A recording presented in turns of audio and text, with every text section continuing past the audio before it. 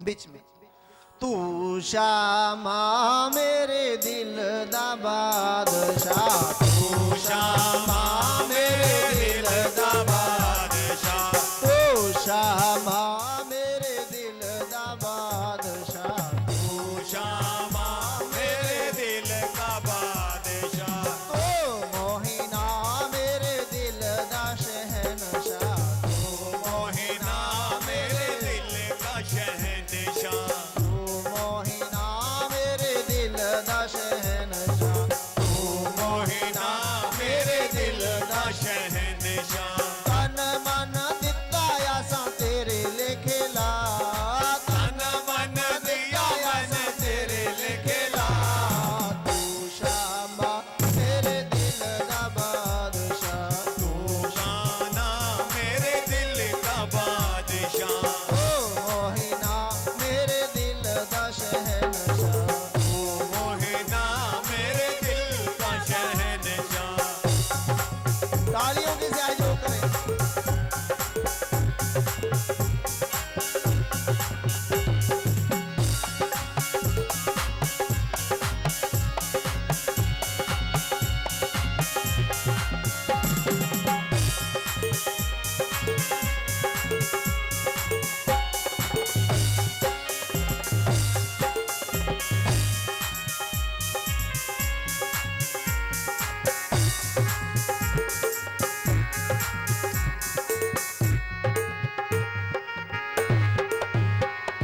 सारा जग छड़ के मैं तेरा दर मल्लिया, सारा जग छड़ कि मैं तेरा दर मल्लिया, सारा जग छड़ के मैं तेरा दर मल्लिया, ओ सारा जग छोड़ के मैं तेरा दर मल्लिया, तेरे तो बगैर मैनू किसे ने ना चलिया, तेरे से बगैर मुझे किसी ने न झल्लिया, तेरे तो बगैर मैनू किसे ने ना चलिया, तेरे से बगैर मुझे किसी ने न झल्लिया।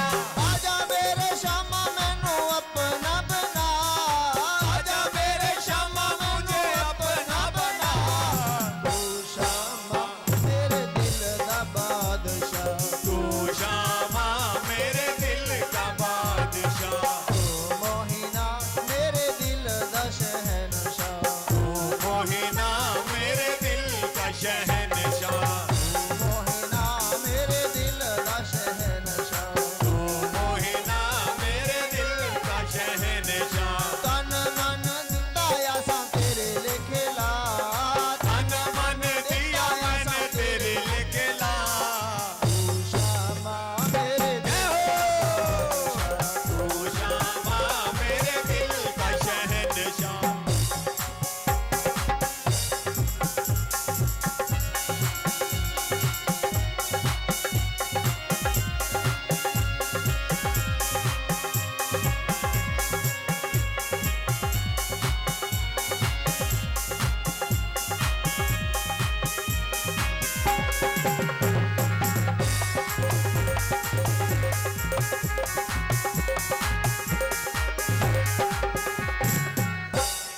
तेरे तो बगैर मेरा कोई भी ना दर्दी, तेरे से बगैर मेरा कोई भी न दर्दी, तेरे तो बगैर मेरा कोई भी ना दर्दी, तेरे से बगैर मेरा कोई भी न दर्दी। किसनु सुनामा शामा दिल वाली अर्जी, किसको सुनाऊं शाम दिल वाली अर्जी, किसनु सुनामा शामा दिल वाली अर्जी, मैं किसको सुनाऊं शाम दिल वाली अर्जी। आजा मेरे शामा मैनू होर ना लुरा, आजा मेरे शामा मुझे होर ना रुला, आजा मेरे शामा मैनू होर ना रुला, आजा मेरे शाम मुझे अब ना रुला, तू शामा मेरे दिल दा बादशाह, तू शामा मेरे दिल का बादशाह, तू शामा मेरे दिल दा बादशाह, तू शामा मेरे दिल का बादशाह, ओ मोहिना मेरे दिल दा शहनशाह, तू मोहना मेरे दिल का शहंशाह। तन मन दिता आसा तेरे लेखे ला, तन मन दिया मैंने तेरे लिखे ला,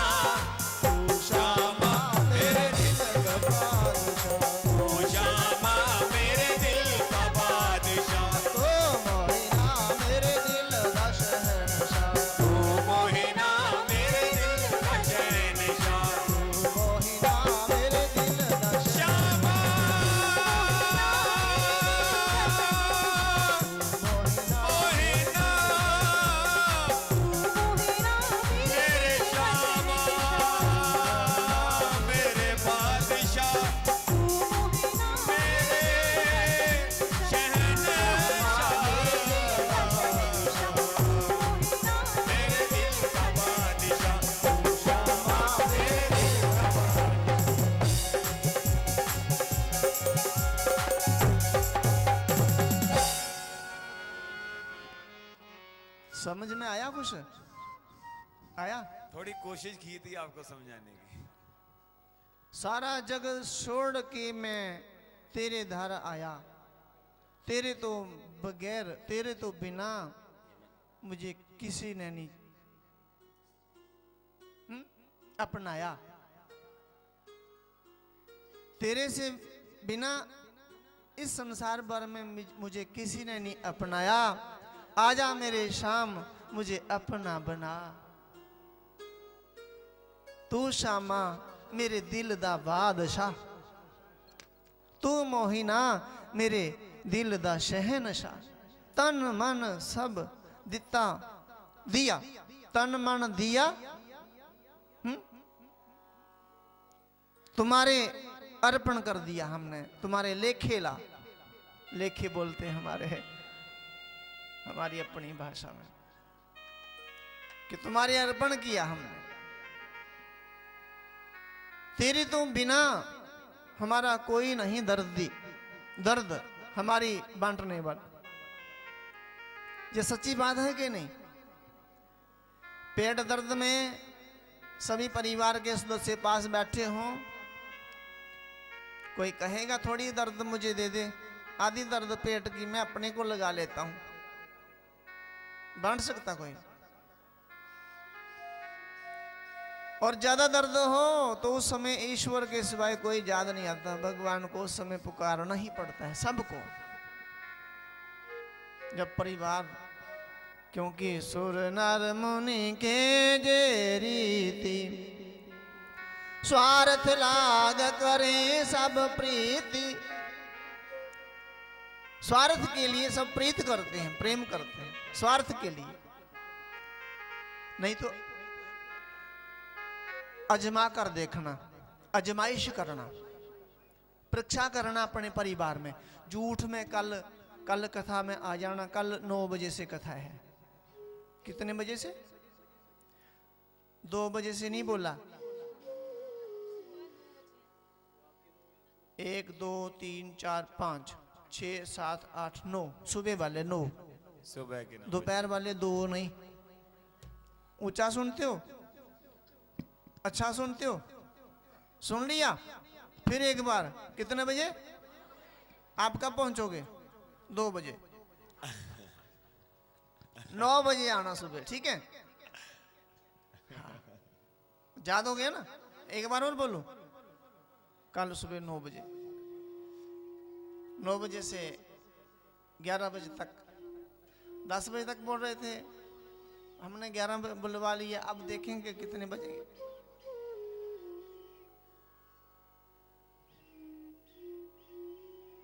बोलिए जय श्री राम। धीरे से बोलिए, फिर बोलो जय श्री राम। और धीरे से बोलिए।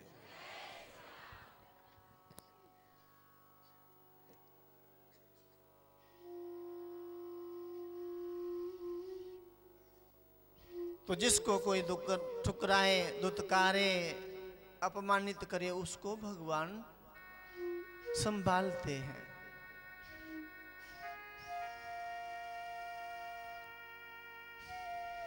आज तिरस्कृत महीना था, भाद्रपद। भगवान ने कहा इसी महीने में अवतार ग्रहण करूंगा। और एक महीना और है, उसको भी तिरस्कृत किया है समाज ने, संसार के लोगों ने। उस महीने को क्या बोलते हैं? चैत्र।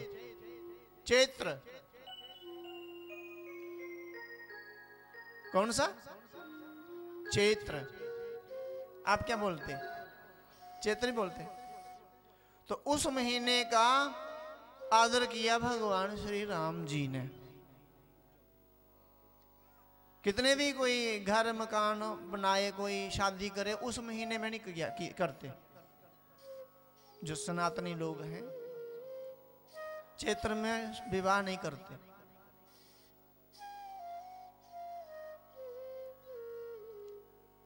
तो आज भगवान के मन में विचार आया कि मन विचार करते कि एक महीने में 2 पक्ष होते हैं, एक कृष्ण पक्ष, एक शुक्ल पक्ष। मैं कृष्ण अवतार लेने जा रहा हूं, तो मैं अपने नाम का पक्ष क्यों नहीं लूं, अपना पक्ष लूं। अपना पक्ष तो सबको लेना चाहिए।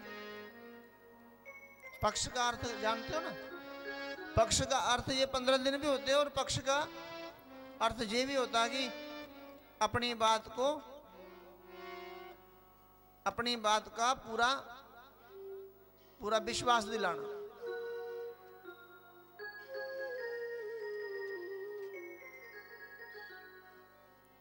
तो कृष्ण पक्ष का चुनाव किया।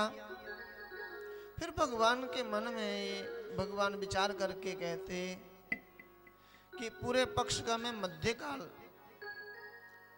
मध्यकाल में कहीं ऐसा ना हो तिथियों के मन में कोई भेद उत्पन्न हो। पूरे पक्ष का मध्यकाल, कृष्ण पक्ष के मध्यकाल कब आता है? अष्टमी की आधी रात।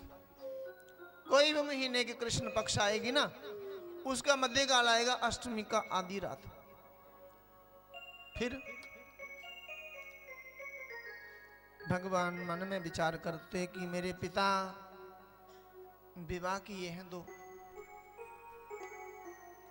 मैं देवकी मां की कोख से जन्म ले रहा हूं, किंतु बड़ी मां का नाम, वसुदेव की बड़ी पत्नी का नाम है रोहिणी। पुत्र के लिए तो मां एक जैसी होती है। रोहिणी मां को प्रसन्न कैसे करूं, तो कम से कम रोहिणी नाम का नक्षत्र ले लिया। अब सबसे खराब बार बोलते हैं, ये खराब कौन सा बार खराब है? बुधवार। बहुत से लोग बुधवार को दवाई सेवन नहीं करते, शुरू नहीं करते दवाई। बुधवार को जो दवाई खाना शुरू कर दे, फिर उसकी दवाई बंद नहीं होती। पता है ना आपको? हाँ, बुधवार को कितना भी कोई तकलीफ हो, उस दिन देख लो एक दिन। हाँ, कोई इमरजेंसी बन जाए, कोई बहुत बड़ी घटना हो जाए, फिर तो खानी पड़ेगी, किंतु ऐसे दवाई शुरू नहीं करते। तो भगवान ने बुधवार का ही चुनाव किया। फिर भगवान कहते एक वृष नाम का लगन है, उसको भी तिरस्कृत किया। भगवान ने वृष नाम का लगन लिया। देखो भगवान क्या राम, भगवान क्या कृष्ण, बहुत अद्भुत लीला करते हैं, अद्भुत। आदर कैसे करना है, ये भगवान की लीलाओं को पढ़कर सुनकर आप समझ जाएं। कितना आदर किया उन्होंने। अपने जीवन में हम भरपेट भोजन खाने वाले को भोजन भले ही ना देंगे चलेगा, किंतु भूखा कभी मिलेगा तो उसको दे देना, तिरस्कृत को। हमने कई लोग देखे जो पागलों को रोटी खिलाते, अपाहिजों को खिलाते।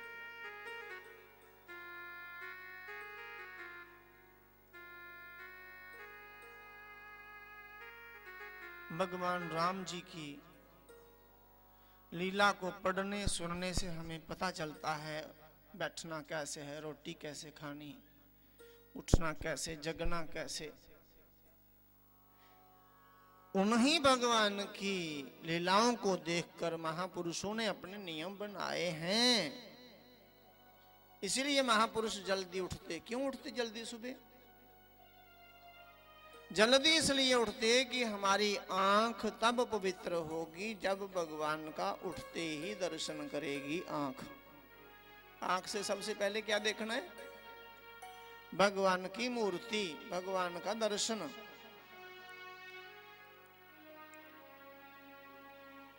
कान हमारे तब पवित्र होंगे, सबसे पहले हमारे कान में भगवान का नाम गूंजे, कान पवित्र होंगे। जीवा हमारी तब पवित्र होगी, सबसे पहले हम भगवान का नाम सुमरन करेंगे। हाथ हमारे तब पवित्र होंगे, सबसे पहले सुबह उठते ही हम भगवान का वंदन करेंगे, भगवान का पूजन करने के लिए तैयारी करेंगे। हाथ पवित्र, पैर हमारे तब पवित्र होंगे यदि हमारा सुबह उठना भगवान के लिए हो। सुबह उठना हमारा किसके लिए हो? भगवान के लिए। भगवान के पूजा रूम तक जाएं, स्नान करें।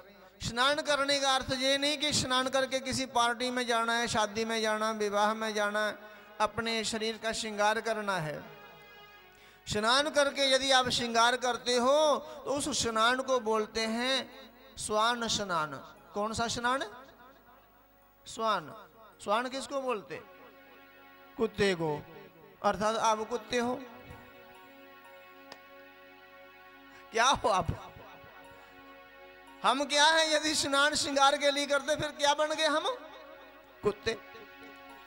उसको बोलते हैं स्नान करके जो श्रृंगार करता है उसको बोलते गज स्नान। क्या? गज किसको बोलते? हाथी। अर्थात हम सब लोग हाथी हैं।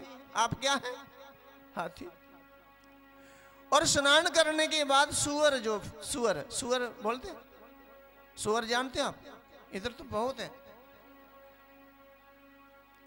सुअर स्नान के बाद क्या करता? वो भी मिट्टी लगाता, उसको सुअर स्नान बोलते हैं। सुअर हो, हाथी हो, कुत्ता हो, स्नान के बाद धूल में लौटेगा, मिट्टी श्रृंगार करेगा अपना। तो स्नान के बाद क्या करना है हमको? हाँ, स्नान किसके लिए? अरे स्नान के बाद चाहे 1 मिनट, चाहे 2 मिनट, 5 मिनट, जितना हो सके भगवान का स्मरण कर लीजिए, आपका स्नान सफल हो जाएगा। स्नान किसके लिए? भगवान के स्मरण के लिए।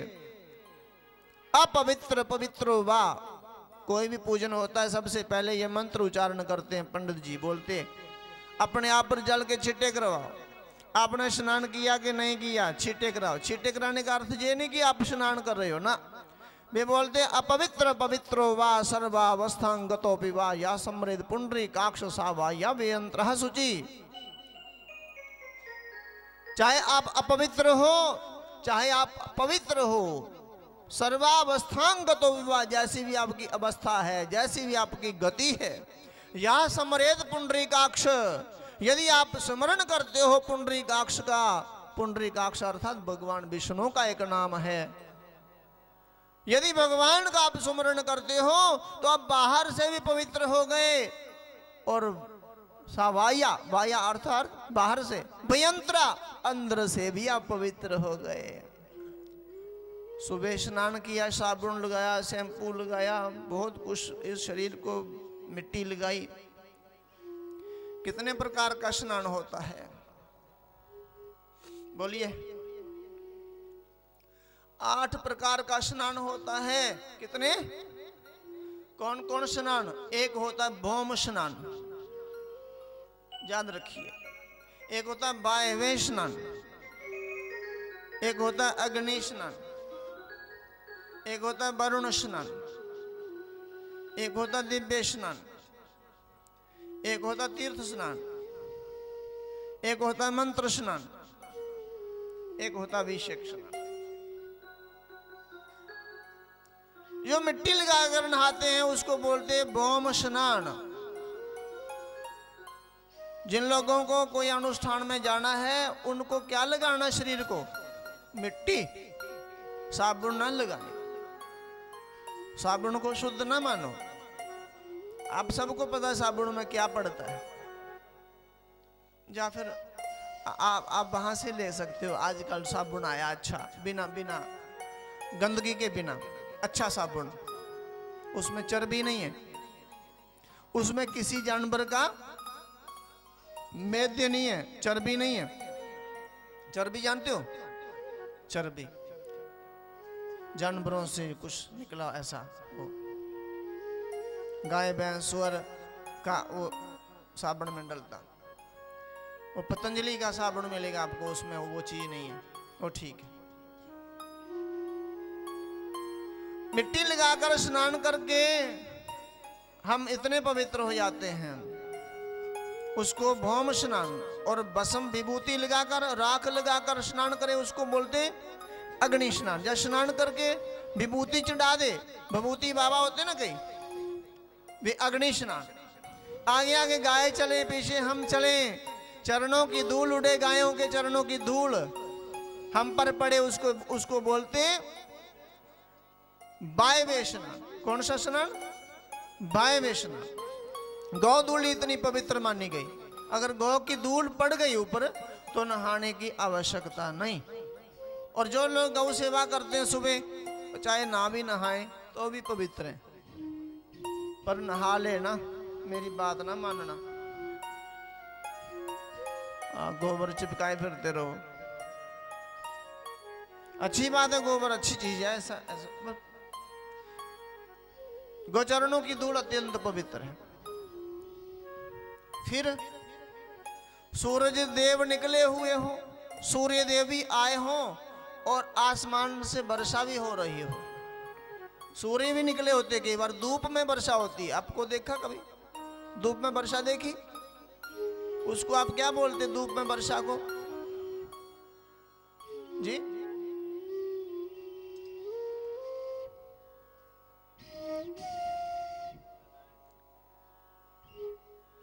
धूप में वर्षा हो उसको क्या बोलते अपनी भाषा में?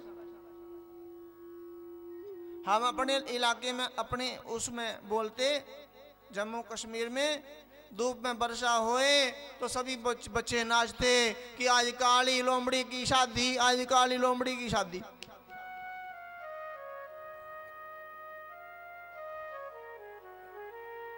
ऐसा बोलते, किंतु शास्त्रों ने इसको बोला है दिव्य स्नान। कौन सा स्नान ये? सूर्य की किरणों से वर्षा के द्वारा स्नान हो जाए तो हमारे कई रोग मिट जाएंगे। कभी रोगी कोई है ना, रोगी, उसको पता चले कि सूरज भी है और वर्षा हो रही, दौड़ के बाहर चला जाए, हाँ रोग मिटेंगे। विचित्र बात। जो मंत्र बोलकर पंडित जी करवाते स्नान उसको मंत्र स्नान बोलते, और जो डुबकी लगाकर जल में नहाया जाए उसको वरुण स्नान बोलते, और जो तीर्थ में स्नान किया जाए तीर्थ स्नान, और जो ऐसे आयोजनों में जो कलश रखे होते हैं उस कलश के जल से नहाए तो उसको बोलते अभिषेक स्नान। 8 प्रकार के स्नान हैं।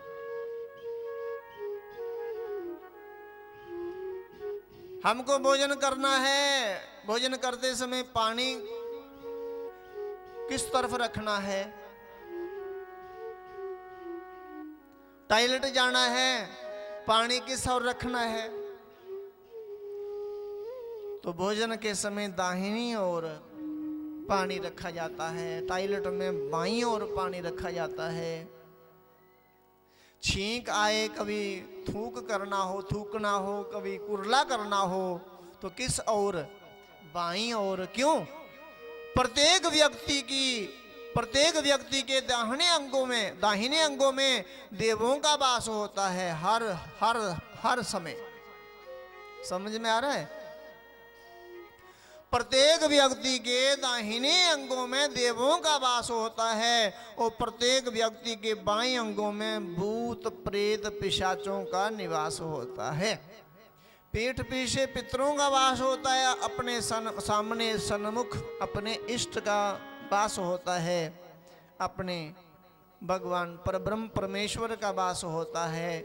इसीलिए हम जब भी कुरला करें, थूकें, छींक करें तो बाईं ओर, भूत प्रेत पिशाचों की ओर, उस तरफ हम अपना थूक त्यागें, ऐसा शास्त्र में कहा गया है। और जो दाईं ओर कुरला करते, सामने करते, उनके ऊपर तो भूत सवार हो ही जाएंगे, क्योंकि उनके इष्ट, उनके परब्रह्म, उनके देव जूठना पसंद नहीं करते, जूठे में रहते नहीं, और जूठे में देवताओं की शक्ति भी नहीं रहती, बल भी नहीं रहता। इसलिए कभी महापुरुषों के भोजन कराने के पश्चात हाथ धुलाए, महापुरुषों के हाथ धुलाओ, पता चलेगा ये कुरला किस तरफ करते हैं, किस और करते कुरला, थूकते किस तरफ। महापुरुष दातुन करते, कितनी कुरले करते, किस और करते, ये नियम है। उनसे सीख लेंगे हम सहज रूप में। तो हमें बहुत कुछ मिलता है, उठना बैठना चलना फिरना रोटी भोजन करना, सुबह उठना किस लिए सोना कैसे है हमको सब। हमें तो आज तो संस्कृत पढ़ना ही बंद कर दिया। संस्कृत पढ़ते नहीं संस्कार आएंगे कहां से। कथा भी सुनी तो इतना पेट भर के आए हम कथा में कि वहां सोए ही जा रहे। कथा कहां याद रहेगी। हम सतर्क होकर सावधान होकर कथा सुनेंगे श्रवण करेंगे याद रखेंगे, हमारे बच्चों के हमारे पोतों नातियों के काम आएंगी ये बातें। याद रखोगे तब ना। पहले दिन ही कहा था कथा सुनकर सुनाई जाए, कभी भूलेंगे नहीं।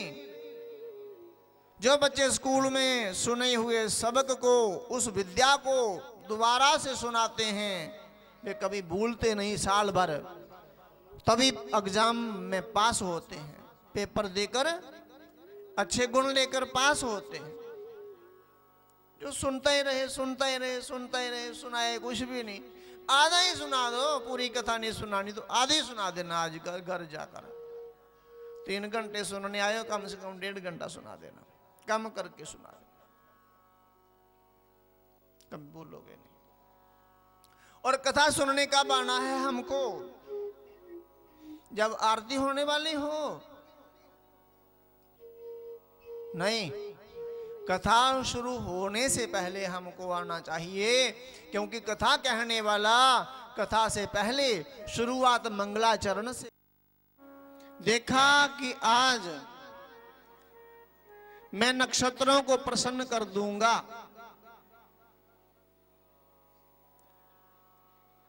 नक्षत्रों में सबसे मुख्य नक्षत्र हैं रोहिणी।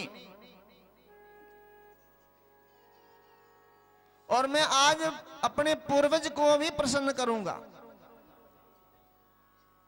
पूर्वज को, पूर्वज किसे बोलते आप? जो अपने बुजुर्ग हों, जो हमारी पीढ़ियों के जो दुनिया में है या नहीं है, हमसे जो बड़े हैं वो पूर्वज, उनको मैं आज प्रसन्न करूंगा। तो श्री कृष्ण जी के पूर्वज कौन हैं? चंद्रदेव। कौन है? चंद्रदेव। क्यों? क्योंकि भगवान कृष्ण जी का अवतार जो हुआ ये चंद्रवंश में हुआ। राम जी का अवतार किस में हुआ था? सूर्यवंश में। जब भगवान राम जी का अवतार हुआ तब बहुत बड़ा दिन हुआ था। क्या हुआ था?